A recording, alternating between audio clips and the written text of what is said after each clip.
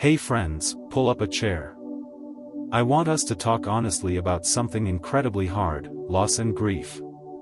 Have you ever had a moment, maybe it was the day you heard the news, or maybe it was just this morning, where the reality of a loss hit you so hard it physically hurt?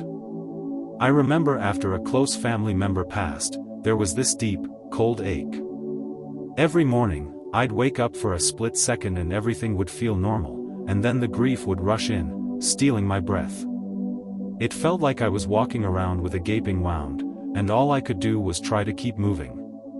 If you're wrestling with that ache, whether it's the loss of a loved one, the end of a long relationship, the failure of a dream, or the passing of a past season of your life, please know this: grief is not a sign of weak faith, it is the natural, healthy price of love.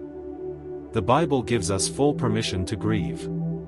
The shortest verse in the Bible is also one of the most powerful. Jesus wept, John 11 verse 35. He wept when his friend Lazarus died, even though Jesus knew he was about to raise him. Jesus didn't just understand grief, he experienced it. He validates your tears. He validates your confusion. He validates your anger. He validates your aching. The core truth we must hold on to in the midst of grief is this: God's compassion doesn't remove the pain, but He ensures you never walk through it alone. He promises to be a comforter, not a quick fix. The book of Psalms is a profound handbook for handling loss. David, a man after God's own heart, spent much of his life crying out in despair.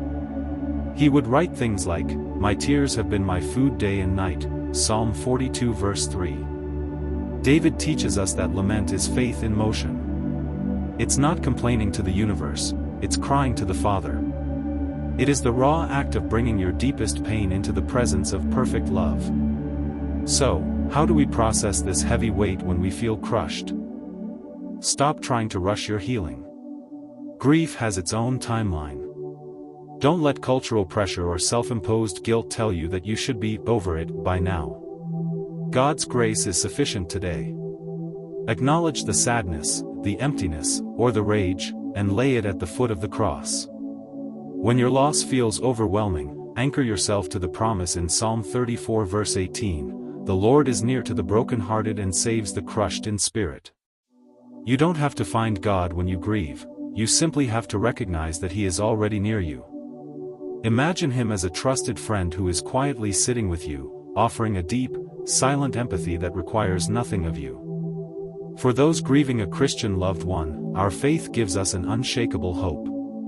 Paul tells us we do not grieve as those who have no hope, 1 Thessalonians 4 verse 13.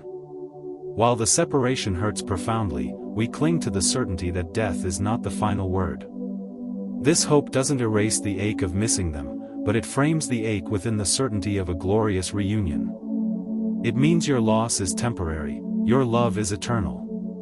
Friends, the pain of loss is real, but so is the presence of your Savior. He is holding you today. He hears the unspoken weight on your heart. If you are choosing to lean into God's presence as you process your grief today, type "My Anchor" below. Let's declare our trust in Him.